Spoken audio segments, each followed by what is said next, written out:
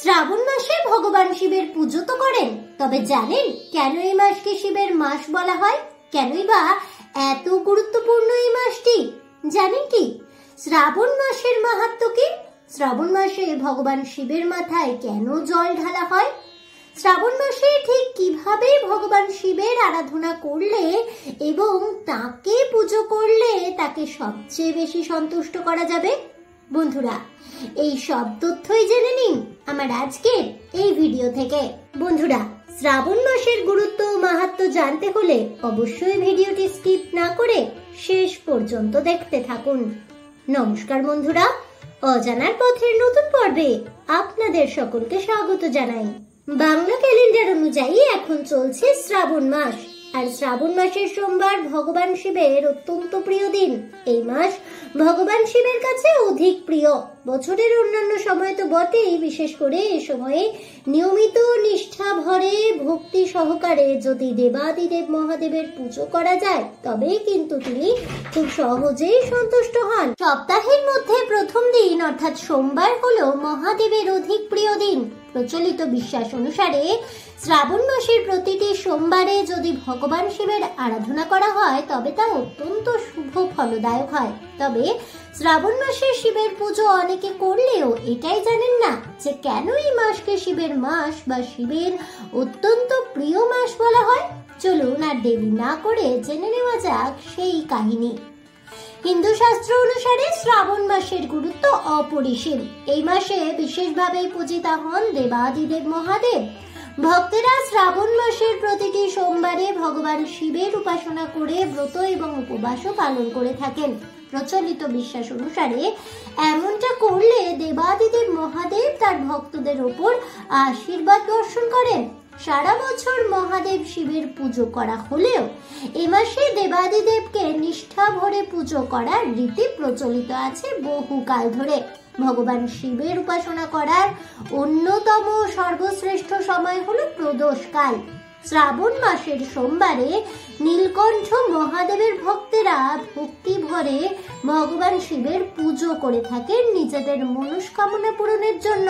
শিব মন্দিরে তো বটেই, একই সঙ্গে শ্রাবণ মাসে বাড়িতে বাড়িতেও শিবের উপাসনা হয়ে থাকে। সাধারণত গঙ্গা জল ও কাঁচা দুধ দিয়ে অভিষেক করে পুজো করা হয় মহাদেবের, আর এটাই ভোলানাথকে তুষ্ট করার সব থেকে সহজ উপায় বলেই মনে করেন হিন্দুরা। শাস্ত্রে উল্লেখিত আছে এ সময় শুধুমাত্র জলাভিষেক করলেও মনোবাঞ্ছা পূরণ হয় ভক্তদের। কিন্তু কখনো কি ভেবে দেখেছেন কেন এতটা গুরুত্বপূর্ণ এই শ্রাবণ মাস? কেনই বা মহাদেবের মাথায় শ্রাবণ মাসের প্রত্যেকটি সোমবারে জল ঢালা হয়ে থাকে? চলুন জেনে নেওয়া যাক শ্রাবণ মাসের মাহাত্ম্য সম্পর্কে। শ্রাবণ মাসটি কেন মাহাত্ম্যপূর্ণ, কেন এই মাসটি দেবাদিদেব মহাদেবকে উৎসর্গ করে পালিত হয় সে সম্পর্কে নানান কাহিনী প্রচলিত আছে পুরাণে। পুরাণ অনুযায়ী শ্রাবণ মাসে দেবতা ও দানবদের মধ্যে সমুদ্র মন্থন হয়েছিল, আর সমুদ্র মন্থন থেকে উঠে আসা হলাহল নামক এক প্রকার ভয়ানক বিষ পান করে সৃষ্টিকে রক্ষা করেছিলেন দেবাদিদেব মহাদেব। এরপরে তীব্র বিষের জ্বালায় ভগবান শিবের কণ্ঠ নীল বর্ণ ধারণ করেন, আর তাই তার অপর নাম হয়ে যায় নীলকণ্ঠ শিব।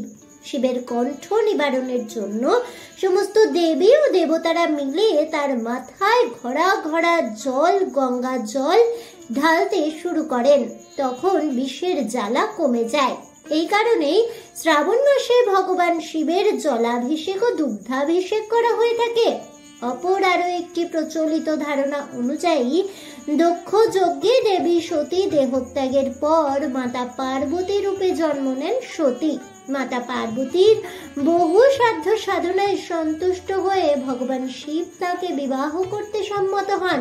কথিত আছে যে পবিত্র এই শ্রাবণ মাসে শিব পার্বতীর পুনর্মিলন ঘটেছিল, আর তাই এই কারণেই ভক্তদের কাছে শ্রাবণ মাসের অধিক গুরুত্ব রয়েছে।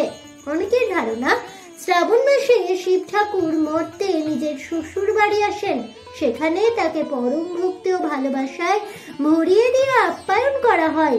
ভোলানাথকে খুশি করে তার আশীর্বাদ লাভের জন্য নানান চেষ্টা চালান তার ভক্তেরা। শ্রাবণ মাসের সোমবারে তাকে পঞ্চামৃত দিয়ে অভিষেক করা হয়। এ সময় শিবের শ্বশুর বাড়ি মর্তে শ্রাবণ মাসে, তাই মর্তে আসার ফলে তিনি নিজের ভক্তদের আশীর্বাদ করেন বলেই সকলে শিব পুজোয় মেতে ওঠে। মনে করা হয় মহাযোগী শিব ঠাকুর এই মাস যোগেন্দ্র হয়ে থাকেন। গুরু পূর্ণিমার দিনেই মহাদেব সপ্তঋষিকে শিষ্যত্ব প্রদান করেন, আর এই কারণেই শিব ভক্তির বিশেষ সময় হিসেবে শ্রাবণ মাসটিকে চিহ্নিত করা হয়েছে। ভোলানাথ শিবকে তুষ্ট করতে শ্রাবণ মাসে করুন এই কাজগুলি। দেবাদিদেব মহাদেবের মাথায় এইভাবে বেলপাতা চড়ান। শ্রাবণে ভগবান শিবের পুজো করলে কি কি ফল মেলে? শিব ঠাকুর কিসে সন্তুষ্ট হন সবচেয়ে বেশি? পবিত্র এই শ্রাবণ মাসের সোমবারে ভগবান শিব শঙ্করের ব্রত পালনের নিয়ম কি কি? চলুন জেনে নেওয়া যাক। দেবাদিদেব মহাদেব কথিত আছে ভক্তি ভরে মহাদেবের আরাধনা করলে সংসারের সব অশান্তি দূর হয়, আটকে থাকা কাজ সুন্দরভাবে সম্পূর্ণ হয়, রোগ মুক্তি ঘটে এবং অর্থনৈতিক উন্নতি হয়, ফলে সংসারে শ্রীবৃদ্ধি ঘটে ও সমৃদ্ধি আসে। অপরদিকে শ্রাবণ মাসকে শিবের মাস বলে। শ্রাবণ মাসের প্রতিটি সোমবারে ভক্তেরা ভক্তি ভরে ভগবান শিবের আরাধনা করে থাকেন। গোটা শ্রাবণ মাস জুড়ে দেবাদিদেব মহাদেবের উপাসনা করেন ভক্তেরা। সোমবার যেহেতু শিবের দিন, তাই শ্রাবণ মাসের সোমবার দিনটি বিশেষ মাহাত্ম্যপূর্ণ। কথিত আছে মহাদেব অল্পেতেই সন্তুষ্ট হন, তাই অতিরিক্ত আড়ম্বরের কোনো প্রয়োজন পড়ে না। একটি মাত্র বেলপাতাতেই দেবাদিদেব মহাদেবকে তুষ্ট করা যায়। শুধুমাত্র ভক্তি ভরে আরাধনা করতে হবে। শ্রাবণ মাসকে শিবের মাস বলা হয়, আর এর পেছনেও রয়েছে বিভিন্ন মাহাত্ম্য ও কারণ। পুরাণ মতে শ্রাবণ মাসেই হয় সমুদ্র মন্থন, আর যার থেকে উঠে এসেছিল তীব্র হলাহল বিষ। বিশ্ব ব্রহ্মাণ্ডকে রক্ষা করতেই দেবাদিদেব পান করেছিলেন সে গরল। এ সময় নীলকণ্ঠকে বিষের জ্বালা থেকে মুক্তি দিতে দেবী পার্বতী নিজের স্তন্য দুগ্ধ পান করিয়েছিলেন। সেই কাহিনীকে স্মরণ রেখে মহাদেবকে শ্রাবণ মাসে গঙ্গা জল ও দুধ দিয়ে স্নান করানো হয়ে থাকে। আবার অন্য একটি মতে শিব হলো সৃষ্টির দেবতা। শ্রাবণ মাস হলো সৃষ্টির মাস। বর্ষাকালে এই সময় জমিতে ধান ও অন্যান্য শস্য বপন করা হয়। জমি কর্ষণ করে বীজ ধান রোপণ করেন কৃষিজীবীরা। শিবপুরাণের রুদ্র সংহিতায় দেবাদিদেব মহাদেবকে এ সময় ধান ও শস্য দিয়ে পুজো করার কথা উল্লেখ করা রয়েছে। শ্রাবণ মাসের সোমবারে কিভাবে শিব পুজো করবেন চলুন জেনে নেওয়া যাক। বেলপাতা, আকন্দ ফুলের মালা, ধূত্র ফুল, কলকে ফুল শিব ঠাকুরের অত্যন্ত প্রিয়। এছাড়াও গাঁদা ফুল ও যে কোনো সাদা সুগন্ধি ফুল দেবাদিদেব মহাদেব পছন্দ করেন। নৈবেদ্যতে ফল, মূল, মিষ্টান্ন নিবেদন করলেই শিব ঠাকুর খুশি। শ্রাবণের প্রতি সোমবার সকালে উঠে স্নান সেরে শুদ্ধ বস্ত্র পরিধান করে শিবের আরাধনায় বসতে হবে। দুধ, গঙ্গা জল ও কালো তিল দিয়ে শিবলিঙ্গকে স্নান করাতে হবে। যে পাত্রে দুধ গঙ্গা জল নেবেন সেটি তামার পাত্র হবে। শিবের মাথায় জল ঢালার পর 21টি বেলপাতা নিবেদন করুন দেবাদিদেব মহাদেবকে। বেলপাতা শিবের অত্যন্ত প্রিয়। 21টি বেলপাতায় শ্বেতচন্দন দিয়ে ওম নমঃ শিবায় লিখে অর্পণ করতে হবে। ওম নমঃ শিবায় মন্ত্রটি 108 বার জপ করলেই সুফল পাবেন। আরোগ্য কামনায় জপ করুন শিবের মহামৃত্যুঞ্জয় মন্ত্রটি। অনেক দিন ধরে করছেন অথচ কিছুতেই পারছেন না ফল লাভ করতে, তাহলে শ্রাবণ মাসে প্রত্যেক দিন শিবের কাছে একটি করে আস্ত ফল নিবেদন করুন। ভোলে বাবার মাথায় জল ঢেলে সব সমস্যার কথা জানান, সমাধান তো হবেই হবে, এমনটাই বিশ্বাস করেন ভক্তরা। অনেকে গোটা শ্রাবণ মাস নিরামিষ খেয়ে শিবের ব্রত পালন করেন। অনেকে আবার শুধুমাত্র সোমবারগুলি ব্রত পালন করেন। সোমবারে যারা উপোস করেন বা ব্রত পালন করেন, বা যারা শুধুমাত্র শ্রাবণ মাসের সোমবারেই ব্রত পালন করবেন, তারা নিরামিষ খাবারও গ্রহণ করতে পারেন। শিবের মাসে বেশ কিছু নিয়ম মেনে চলা আবশ্যক। এ সময় শিবলিঙ্গের মাথায় দুধ ও জল ঢেলে উপবাস পালন করেন বহু ভক্ত। বিশ্বাস করা হয় পবিত্র এই শ্রাবণ মাসে বিধি মেনে ভগবান শিবের আরাধনা করলে মনের সমস্ত ইচ্ছে পূরণ হয় এবং দেবাদিদেব মহাদেবের অশেষ কৃপা মেলে। উল্লেখ্য, পুরানো শাস্ত্র মতে মহাদেব হলেন মনস্কামনা পূরক দেবতা, সব রকম অমঙ্গলের সংহারক তিনি। তার সেবা করলে ভক্তদের উপর অসীম কৃপা বর্ষণ করেন মহাদেব। তবে কথিত আছে, দুধ ছাড়াও বেশ কিছু খাবার শ্রাবণ মাসে খাওয়া একেবারেই উচিত নয়, যা খেলে হতে পারে মহাপাপ।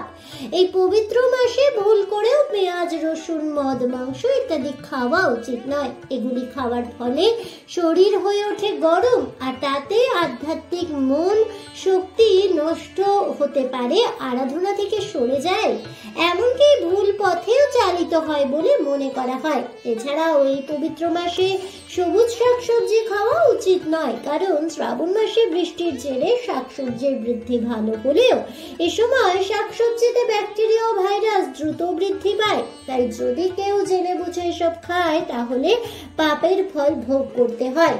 জ্যোতিষশাস্ত্র অনুসারে শ্রাবণ মাসে বেগুন খাওয়া উচিত নয়, কারণ বর্ষার সময় বেগুন দ্রুত নষ্ট হয়, পচে যায় ও পোকা ধরে। তাই এ সময় যতটা সম্ভব বেগুন না খাওয়াই ভালো।